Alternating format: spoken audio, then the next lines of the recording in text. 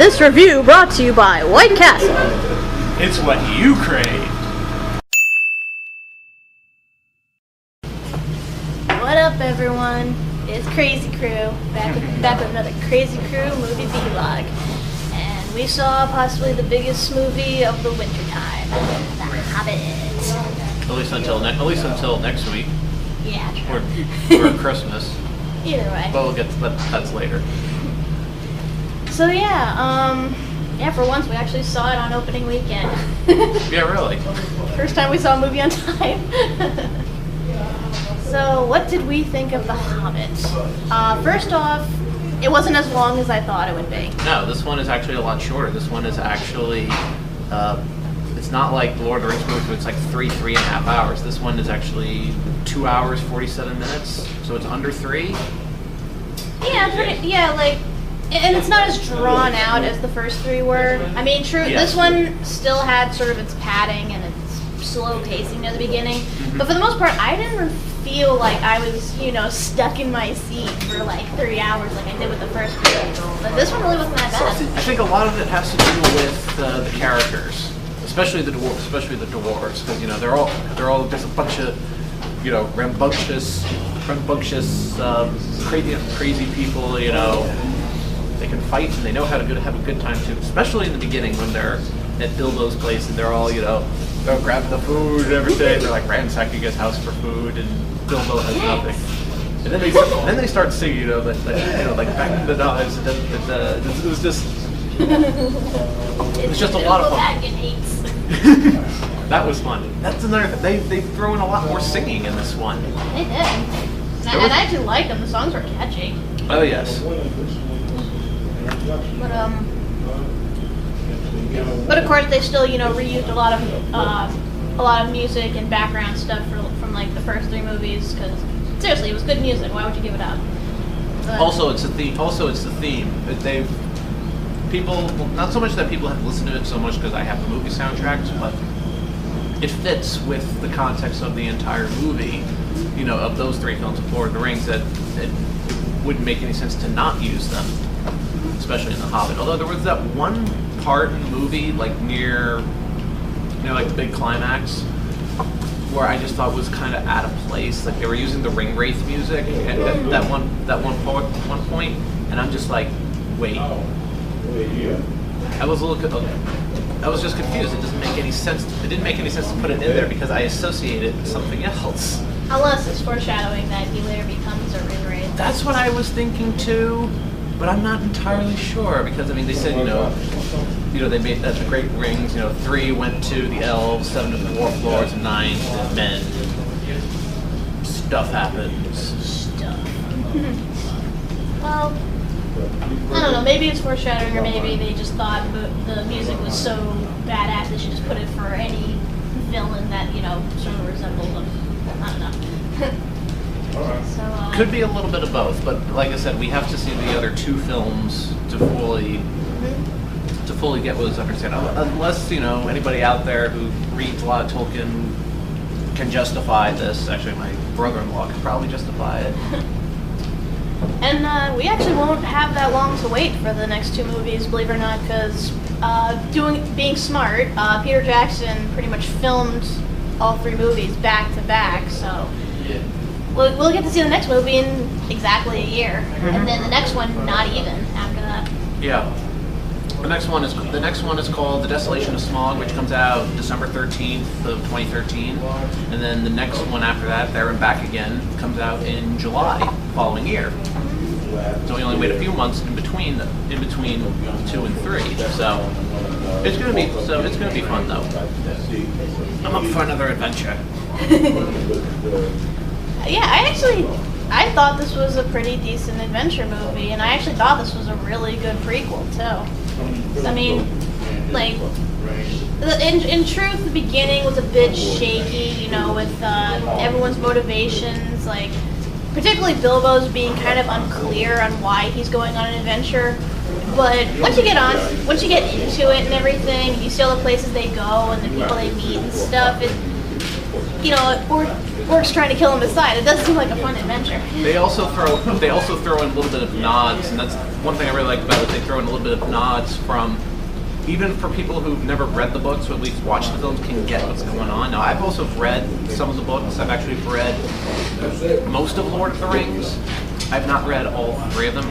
I know I probably should, but I know like we actually get to see some of the origins a little stuff. Like we actually find out, you know, Gandalf has that sword in Fellowship of the Ring. And we actually get to find out where the origin of that sword comes from. We find out like where the swords come from, you know, like little things like that we find out. Kind of weird. They just found him in a hole. It's like all these. Oh yes, this is the Goblin Cleaver. He slayed 1,000 goblins. It's called looting. Yeah. And we found this other sword that's awesome. And this other sword that's awesome. Where did you find him? In the dirt, in the ground. That's usually what it is every time when somebody plays either like Elder Scrolls or any other Western RPG. Oh, you just find a sword in the ground somewhere. I could be wrong. Why did that happen with all swords in like mythology? You find those swords buried in the dirt in a hole in the ground. You find Excalibur stuck in a stone. What the hell, man? Why does nobody take care of their swords? It's like they're supposed to be these all-powerful things that at least it's not from some strange women lying in ponds. It's not a proper. I know, really, but I did like the fact that they brought up the sword. You know, they showed the sword in Nazgul. You know, they mentioned this necromancer, and I'm curious to see where that goes. And anybody who's read the books, don't spoil it for me. Besides, I already have a copy of The Hobbit on paperback, which I'm meaning to read. But what I like is that they make notion of that, like you know notion that some great evil is happening, like that Gandalf's just doing this, like he still doesn't buy to this whole thing of peace, even though it's been 400 years, which is like 4 years in wizard time, I guess, because he's like 7,000 years old. But I liked how you kind of see Gandalf's inner motivation, that he's not just some wizard who goes around, helps people, does fireworks shows, and smoke a good pipe now and then. that was one of the funniest scenes I ever saw. Yes. One of the wizards, Radagast the Brown, who was played by the 7th Doctor, Sylvester McCoy. Basically, Radagast runs into Gandalf and tells him about the necromancer, and he gets all excited. He's like, and Gandalf's like, slow down, here, smoke this. And he's like, the expression on his face is just it's like, ooh, that's good gillyweed. That was just how. But he does do a good job with it, though. Mm-hmm. A bit eccentric, delightfully quirky, but fun though. Mm-hmm. But he's still a wizard. He still does spells and whatnot. Unfortunately, he has the same problem that guy in Final Fantasy 13 has with keeping birds in his hair. He seriously has it's so disgusting. He seriously has a long line of bird shit going down his hair and into his beard, and ew, yuck. But getting back, we should really mention about Bilbo Baggins, about Martin Freeman's performance, and I thought he did a pretty good job with this. I thought so too. What was it? His character started off like I said, his motivations were kind of weird. Because I mean, that was probably the only real big problem for me. It was the shaky beginning of everything. Because I mean, obviously it starts off with the background of the dwarves, the narrative of what has happened since then, and then of course it's all being narrated by the older Bilbo, and then he's like, this is my story. But then they jump to Frodo telling him, "Oh, hey, Uncle, I'm off to see Gandalf." And I'm like, "Wait, what?" No. It makes sense because this is the moment right before Fellowship of the Ring starts, because that's how Fellowship of the Ring started. We get to see, he had that sign, no admittance except, party business. He says, "Oh, I'm going to wait in the woods for Gandalf because Gandalf's on his way." And that's how Fellowship of the Ring started. So it makes sense for him to do it, and he's writing his book. Although it's pretty fast for him to write the book so quickly, because he's only on page 1, And he's like, maybe he's a speedrunner. maybe he used the ring, like super writing powers apart from invisibility. I didn't know he could do that. but yeah. You know. But yeah, that happens, and then he's like, well, Gandalf has been weird for as long as I know him, and all of a sudden it just jumps straight to Bilbo in his younger self, and with Gandalf just magically appearing before him, and Bilbo's like, good morning, and Gandalf's just like, what makes it a good morning? And he starts listing off all his reasons and stuff. And being all fancy talk is like, what makes it a good morning? Is the morning really that good, or are you just telling me it's a good morning? And Bilbo's like, a little from column A, a little from column B, I don't know. But... By the way, who are you? Don't you know me? I'm Gandalf. It's like, who? Gandalf, you know. I'm the guy who does the fireworks. Oh, yeah. And that's how he knows it. And then he's like, you know, just like, aha, you might be the one. It's like, the one for what? Oh, nothing. Just go on. And then all of a sudden dwarves keep popping up, and I love it. And Bilbo's like, just go on. What are these dwarves doing?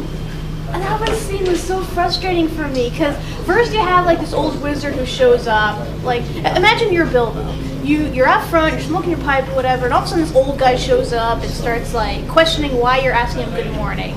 And then he's like, haha, you seem to be the one. I want you to go on an adventure with me. And then you're like, no thanks.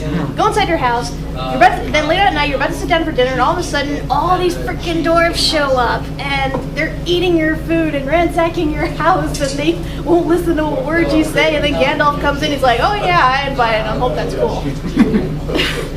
That's basically how it sets up. That's basically that opening scene in a nutshell. Like, oh, by the way, I brought some dwarves over. Like, what, dude? I would be so fucking pissed off if I were in his position. I'm honestly surprised he much like shout at them. Well, they did clean up after themselves, surprisingly. Yeah, that's they did the dishes after devouring all his food. They did the dishes, so. By dishes, I mean they kind of looked like they did. That's so dick, though. Why the fuck would you invite yourself into someone else's home that you've never met before? And then, like, after they're done, they're like talking about their plans and stuff. They're talking about going back to the old dwarf kingdom and everything. And they're like, oh, by the way, we need a 14th member, you know, a burglar to sort of like sneak in and like steal shit. Hey, Bilbo, you're that guy. All right, so just sign this contract. You know, never mind the fine print. You know, saying that you're gonna be, you know, eviscerated and incinerated and all that stuff. You know, come with us on an adventure after, you know, we broke into your house and stole your shit. Eat your food, drink your wine. Like that's my problem in the beginning. It's like you don't really like get to see Bilbo before all this shit happens. He's right there when it happens, and he honestly has no reason to join them, especially after, you know, they invited themselves into his house. I want to say the book goes into it more, but I can't say for sure because I haven't read the book. Maybe this will get me to actually read it. That's what happened with me with Lord of the Rings. It got me to read the books. But I'm pretty sure the book probably goes into it more. And I said, you people out there are more than willing to correct me, to elaborate in the comments. Go ahead. Yeah, I'm going to start off by saying I have not read any of the books. I've only seen the movies, and I am not a hardcore fan. I mean, don't get me wrong, I like the movies. I think they're great, very well done, everything, but I don't care enough to actually delve into it. So if I make a mistake, feel free to correct me. Just don't be a douche about it. That's all I ask. But yeah, so like I said, you know, they want him to join, and obviously he says no because it's like, okay, it's like, why would I want to leave my, you know, nice house with everything I need to go help these people I've never met before retake their home, and I have no skills whatsoever that will like help them. But then Gandalf explains, but look, it's like, look, I mean, your family has, you know, gone off on adventures to make you. I remember when you were a little boy, you used to go off, you were worried about what was going on outside the Shire. It's like, so they basically explained, you know. That would be nice if they actually showed it, though. I don't know if it needed to. But I just mean, like, usually in, like, movies like that, like, let's take, for instance, Luke Skywalker. you know, before he got dragged into the whole Empire battle business, you could see that, like, he wanted to leave his uncle's farm. You saw that he wanted to do more with his life than be just, you know, a farmer. And, you know, he had high hopes, and he actually had the skills that would help him in reaching said goals. It's just he's stuck in the situation that he is.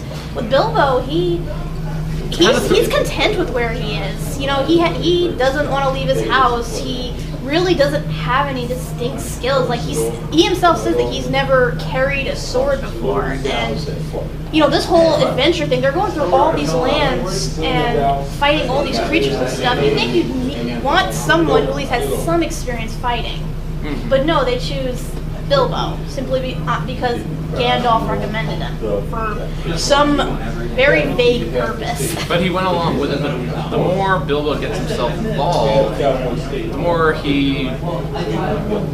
he begins to realize, you know, more about himself. That there is more to him than what he can do. And oftentimes, he usually uses his wit very much to get himself out of situations early on, and it wasn't until you go near the very end where he actually gets to show, you know, a little bit of fight skills. You know, he's coming in with a sword, and, you know, show, you know, true courage, true bravery, and, you know, I like how it gradually moves in. No, with him getting himself out of situations. I do agree. I do like how his arc, you know, developed over the movie, and I do like that they do show eventually that while he doesn't possess any of these skills that is necessary to go on a quest at first, he eventually does gain them, both through his own, like, initiative and, again, like you said, his own wit. Yeah. So I really do like that. The arc is what saved, like, that sloppy beginning. You know, like, because at first I'm thinking, wow, these guys are really stupid if they're gonna take this little hobbit on their quest who really, you know, has no skills and no desire whatsoever to, like, aid in their quest. But then Bilbo magically changes his mind. But he has 18 charisma. And you do see how useful he is later, because you know, you see that he knows how to, like, stall for time and everything. You see that he's good with riddles. You see that he actually can make himself be unseen if he wants to. Yeah, with the ring, and well, not just the ring. Like, when he got captured by goblins, somehow they could not, like, detect him. I thought that was weird, but I guess it goes back to what Gandalf said, that hobbits are sly creatures that can walk about unseen if they so choose. Yes. But it just seemed weird. But, like, the fact that he realized that and was able to, like, slink away from the group without being captured, like, that was pretty clever. A bit convenient, but still. There's one thing I want to point out about this movie that I'm kind of being a jerk about it and kind of making fun of it at the same time, is that when Gandalf says, you know, the real courage is not to take a life, but when to spare it, there are moments where they should have just killed them when they had the chance. And I know it doesn't matter because it's a prequel, and, you know, it wouldn't make sense, the whole thing. It's a fixed point. Like, when Bilbo had the opportunity to kill Gollum, could have killed him when he had the chance, in retrospect. I agree, he could have, and I know obviously he wasn't going to do it because, you know, that would fuck up the whole trilogy. I know. Fallon should have killed the white orc when he had the chance too, but didn't. But it's a good action. This is what happens, and it was the same problem when I was playing to the end of Assassin's Creed 2. But I'm not getting into that. It's like you should have finished the job. You had the chance. You left it, and now it's coming back to bite you in the ass. Well, to be fair, though, I'm being a jerk about it. I know the whole thing. Yeah, I know. Yeah, to be fair, you know, it's good he spared Gollum, because Gollum is the reason why Frodo and Sam were able to get into Mordor undetected for the most part. So it was a good thing. I mean, it's not like, true, he does betray them, but ultimately he is the reason why, you know, Frodo didn't get away after being totally corrupted by the ring, and, you know, took the ring down with him into the volcano. Yeah. So if anything, you know, Bilbo like saved his like nephew and pretty much the whole world just by sparing Gollum. Yeah. Because they kind of show an example of what Gandalf said in two scenes. The first one is like deciding not to take a life, which you show with him sparing Gollum, and then the first one is deciding to take a life, where he saves the dwarf prince from being beheaded. Yeah. That was pretty badass. He fucking leaps at the guy and just fucking stabs him multiple times. That was so cool. Yes. I guess it leads on to the dwarves. Now, I'm going to start by saying, like, just, reinforcing the fact that I haven't read the books, and I didn't get a good look at the list of names, so I have no idea what any of the dwarves' names are. So, forgive me. Let's see, Balin, Balin, Mori, Dory, Gloin, Gloin. Well, I know Gloin because he's the father of Gimli. That's Gimli's father. Oh, that. Yes, that's the only reason why I know that name. Happy, don't be sneaky. That's easy, Grumpy, Professor and Marianne. I mean, yes. Yeah, the names, I mean, once you start doing the rhyming thing, it kind of catches on. But the dwarves in general, I like them.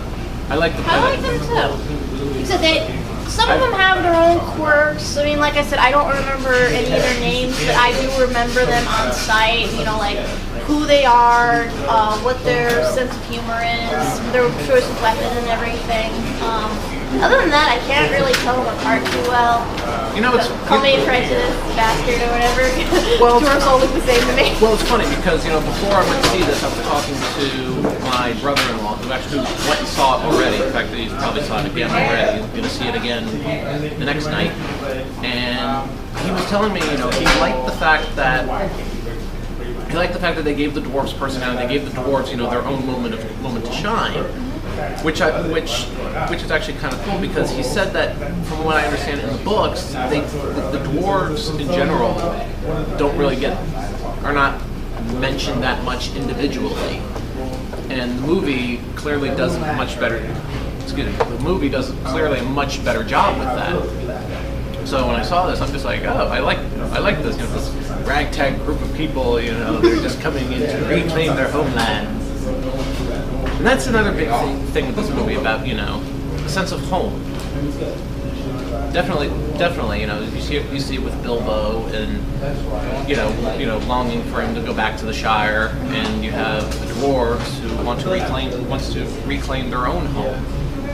So I gotta say though, I was a bit conflicted because at first I thought I saw what was like a glaring plot hole because before they start their quest, one of the older dwarves talks to the prince dwarf about how, hey, you managed to lead us safely out of our kingdom. We managed to make a life for ourselves up in the mountains and stuff. We're doing pretty good right now. Are you sure you want to go on this suicidal quest to reclaim a kingdom that has been lost to us for like 100 years or something? Something like that. Yes, and I'm thinking, yeah, he has a point. I mean, true, they're not where they originally were from, but, they're doing pretty well for themselves. Why go back to, why put your lives in danger and deprive your families of loved ones just to get back a place that no one's inhabited for a while now? I guess. Then, they sort of sense of honor, sense of hope, sense of tradition. True, and they did sense of going back to the old country. I don't know. True, and I think they sort of again counter that later on by saying that I guess while some of them have made settlements, others still just constantly travel from place to place. They really haven't settled down anywhere that they would consider home. Yeah. And I guess that place is the only place they could really truly call home. So I understand that. Yeah. Trying to think what else, because I don't want to spoil too much of this, because I mean, trust me, people are going to do far worse than us. I want people to see this movie. It's really good. What was it? The whole scene with the Gollum. Ah, yes. Once again, Andy Serkis does a fantastic job as Gollum. Of course, and of It's course, like he never left. he was by far the funniest thing in that movie. He is a lot more comical, only because of the fact that they have to play a game of riddles. The riddles was actually pretty fun because I was trying to figure out how this worked, how They, to do it. they were very clever, I'll admit. I'm like, Probably taken directly from the book, more or less, but But I just say probably my fault. I probably missed this in the previous movies. But did he really like eat other creatures aside from like the animals he found in the cave? I think so. I mean, mostly he eats fish. That's the only thing they mention it in the movies, but I'm trying to remember from the books. Yeah, 'cause like They might have explained it. They might have given more hints of it in the book, if that being the case. And when it comes to a surprise, if he ate other creatures, then again, he's living in that cave all by himself down below the goblins. So I would assume he would have had to have eaten a goblin or two. true. True. It's just I expected, because I mean, of course, the goblin kingdom is sort of like the dwarf kingdom and all those other kingdoms that are like underground, where that it's like an endless like downward spiral tunnels and caverns. So of course, someone's liable to fall down there at some point, since this land doesn't believe in railings. and you see him like drag off this goblin that like fell down into the cavern. And he like bashes his fucking head in. He's like, "It's our skins and boneses." I'd like meat in these bones. Yeah, and then he finds Bilbo, and he's like, "We eat goblins and orcs and elves, but we've never had hobbitses." I know. What does it taste like? It tastes like chicken. In fact, that's one of the trolls said that it tastes like chicken. Everything tastes like chicken. Except chicken. But they do this game of riddles. But I really like that. Like they just playing it off with each other. And the last one, what I got in my pockets. And of course it's the ring and how he discovers the ring. And all of us in the back of our minds are like, yep. We all know where this is going. I gotta say, there was two things that I kind of confused me. One was the fact that Gollum didn't sense the ring that was in his pocket, because I thought that the whole thing with the second movie is that he was so attached to the ring he could sense where it was at, hence how he was able to follow Frodo and all of them. Plus, I'm not sure. Well, then again, this was a point where Gollum never really has been separated from the ring long enough. True. I just figured, because I kept thinking, okay, on his third guess, he's gonna, sense that the ring's in his pocket. You guys see The Hobbit? Is that what you guys talking about? Yeah, we're recording for a vlog. He's good? Oh, yes. Oh, definitely. Good. See you guys?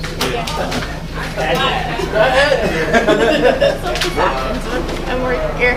More cameos! One of these days, we're probably going to have an audience of people just sitting around at 12:30 at night. Oh, it's these people! It's the legendary White Castle vloggers. And then the second one was, I thought that Bilbo was going to reveal that he had the ring. And No, he never really. No, I remember, because there was actually an animated version of The Hobbit, and he didn't reveal it. It remained hidden. So. I was expecting him to actually do reveal it and say I'll give you the ring back if you grant me safe passage out of the cavern or something. And I figured that Gollum would would lead him sort of, then detour and then try to kill him, sort of like what he did with Frodo. Yeah. But instead, he just immediately assumes that Bilbo has the ring and then chases him through the cavern. Of course, we have that, that scene where Bilbo does put on the ring and suddenly he's in invisible mode. And I was worried because I thought he was going to see the Eye of Sauron at that point, but I guess not. I guess the corruption doesn't start just yet. Not yet.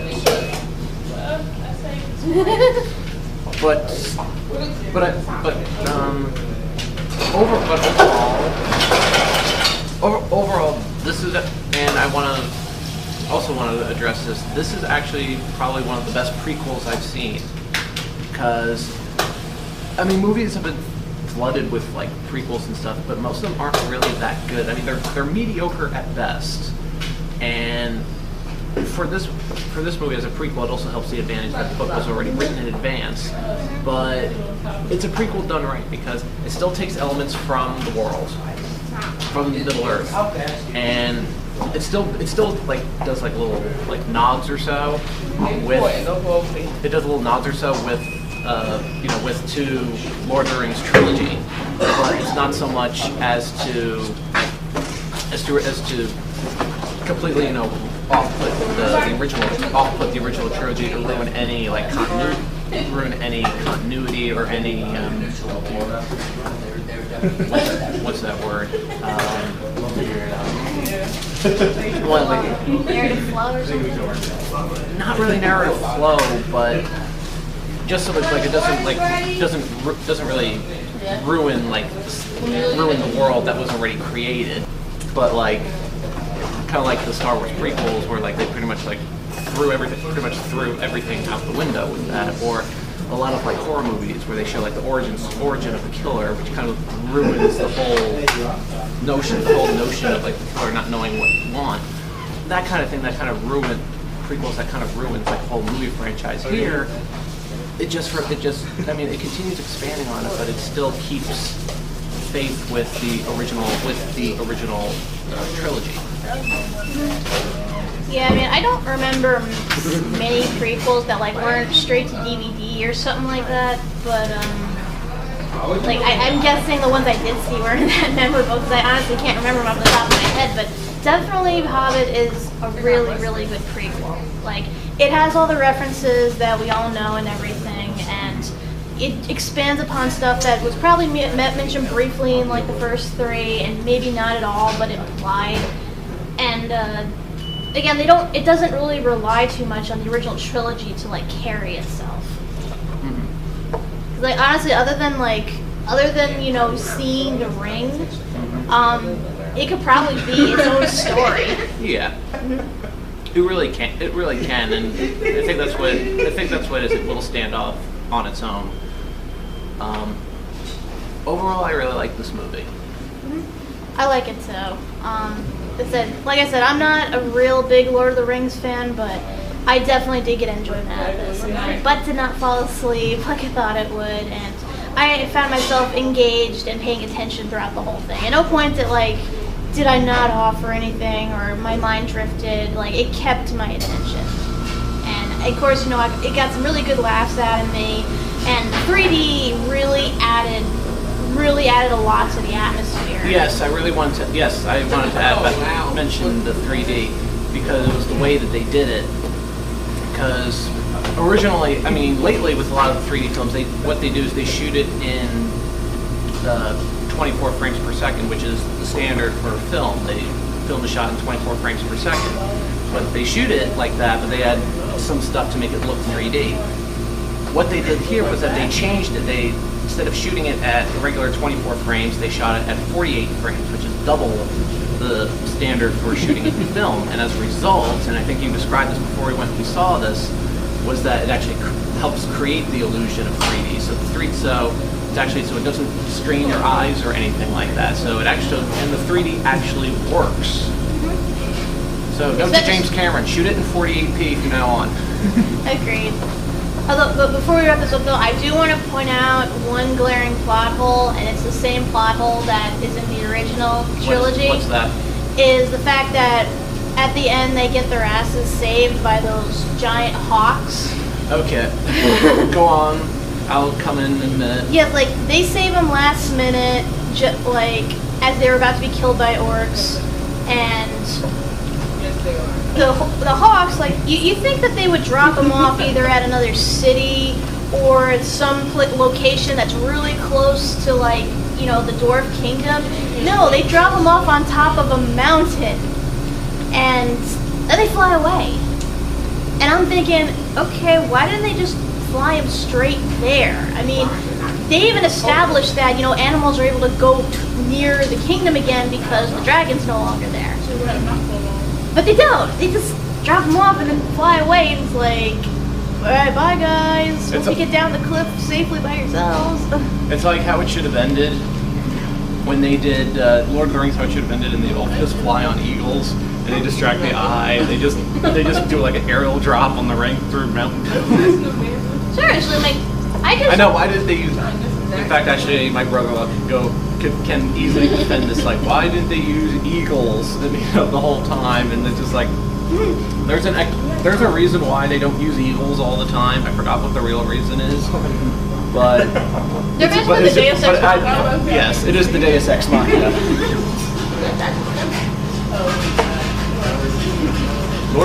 Lord of the Rings. Eagles solves everything. Seriously, I mean, I guarantee you the next movie is just going to be them walking from that cliff top to the mountain. That's how they're gonna. That's how they're stretching this whole thing out. It's just like in Two Towers. Exactly. But then again, that's what happened in the book in that defense, and that's the thing. It happened in the book. That's the defense for this. And it has a major plot hole. Well, the man's dead. The author wrote it, so then. I'm looking forward to the Desolation of Smog. The next one that comes out next I spring. definitely will be there to see it, no doubt. Like I said, I'm hoping it'll be the same length, maybe a little faster pacing. Like as long as it's not like Return of the King, like, then I think I'll be right getting through it. However, I feel with the movie being 2 hours 47 minutes that there's going to be an extended cut somewhere down the line. It's coming because it's not 3 hours. Okay, here's the extended version. Now it's your 3-hour epic. Now it's your 6-hour movie. So there. So yeah, that was The Hobbit. So definitely lives up to the hype everyone was saying about it. So definitely go check it out. Best prequel I've seen so far. Yes. Right, and then as the last movie we have for the year is Les Mis. We'll be singing and dancing. I might be singing in that review, but only to provide examples. Only to provide examples because I can. And I'm a sucker for musicals. Me too. Let me say. That would be fun. And until then, I'm Catsy Critic. I'm Y2 Scholar. And this once again is brought to you by White Castle. Take care, everyone.